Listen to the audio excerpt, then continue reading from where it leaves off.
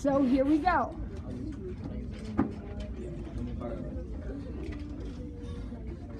So remember the deal. As long as we're quiet and focused, we will review. Put it in the plate, John. Okay. Here we go. So one problem on the quiz is going to look like this.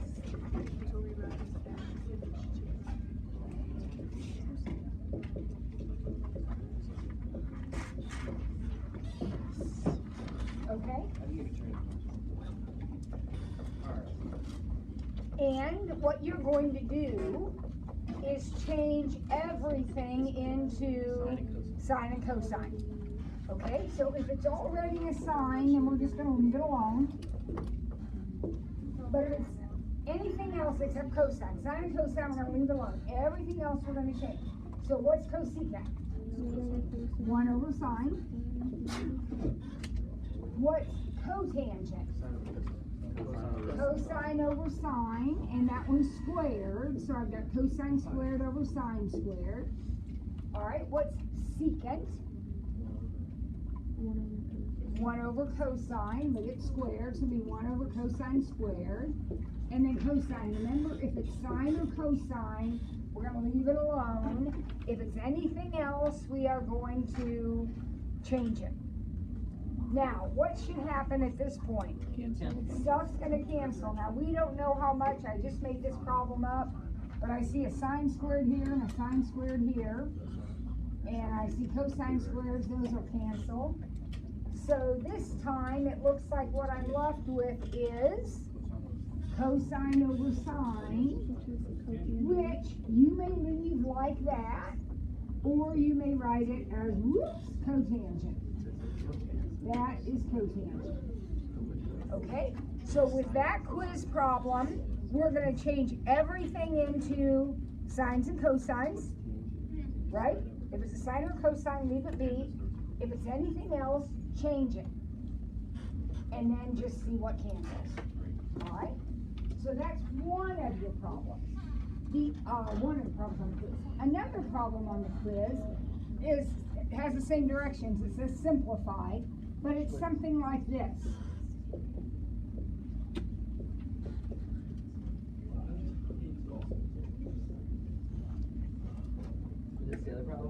This is the second problem that's going to be on the quiz, right? One like this. One where you have to use your Pythagorean identities. It looks different than this one, right? There's no confusion. They look completely different. This one we're going to change everything and hopefully cancel. This one you have to be a little more clever. What do you notice about this problem? You can pull out a 2. So if you do, then you have left something that should be special to you. It is on your green sheet. 1 minus cosine squared is sine squared. You're exactly right, Caesar. So we have 2 sine squared over sine, which reduces to 2 sine. That's it. No, there's one more question. That's it for that problem. That's it for that problem. Yep. And then the last question, okay, so we got one of these, we got one of those.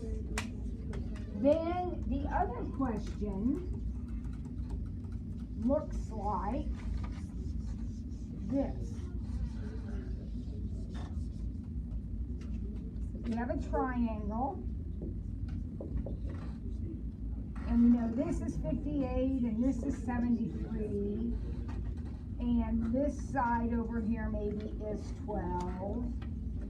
And you have to find everything else. Remember this from Friday? You got to find everything that's missing. So does anybody remember where we start? We kind of always start in the same spot. Find the angle. That is the no-brainer. That is the easy one, right? If we know we have a 58 and a 73, what does that make together? 131. So the other one has to be 180 minus that. What is that, 49? So how do we find that missing angle? We know the angles of a triangle add up to 180. So even if you don't know anything else, you should be able to get that one right. The angles of a triangle add up to 180. Okay? Now, we're going to use our law of sines. When you look at the problem, notice that this pair right here, angle, side, and remember we always look at the side that's across from it. So angle, side, we know that pair. So we're going to say sine 58 over 12. Whatever pair you know, and you will always know one, whatever pair you know, you're going to set it up. Sine 58 over 12. Now, pick another pair. Does not matter which one. Any other pair. Sine 73 over h. Sine 73 over h. So she picked this pair. Now what do? We cross multiply.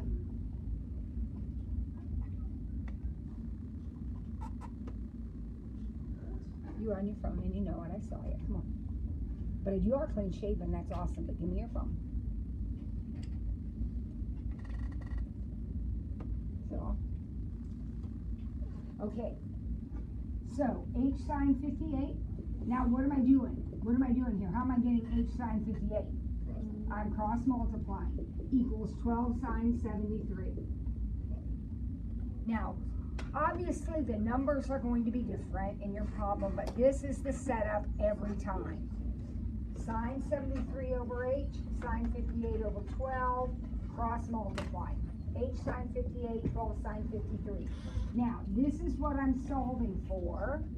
So I'm going to divide both sides by sine 58.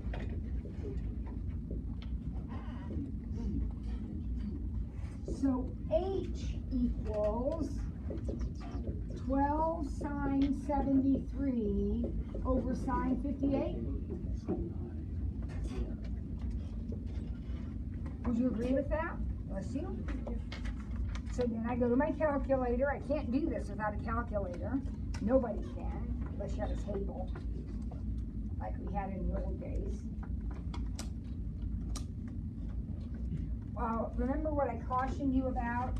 When you go to type this in, make sure you are in degrees. And make sure that you close this parentheses before you do the divided by. For h, I got 13.53. Anybody match that? Now, don't get so excited because you're not done. Remember, we set up sine 58 over 12, and then we just randomly picked sine 73 over h. What do we have to do now? Sine 49 over s. So we'll use the same sine 58 over 12. Always use the pair you know. And then pick one of the other ones. So now it's time to do sine 49 over s. Okay, so sine 58 over 12. Now I'm doing sine 49 over s. And now I'm going to do exactly the same thing. S sine 58 equals 12 sine 49. And then what do I need to do? Divide. So S equals 12 sine 49 divided by sine 58. Everybody okay? Does that make sense? So here we go. 12 sine 49, close the parentheses, divided by sine 58. I got about 10.68. Does anyone have a question about that? Philip? You divided sine 58 by 12 sine 49. Well, 12 sine 49 divided by sine 68. So you type this in and then say divided by. So like when you're typing it in the calculator, you close the parentheses on the 49? Yep, and then hit divided by. Okay. All right, anybody else have a question before we take this little quiz? All right. Can you, yep, turn that off.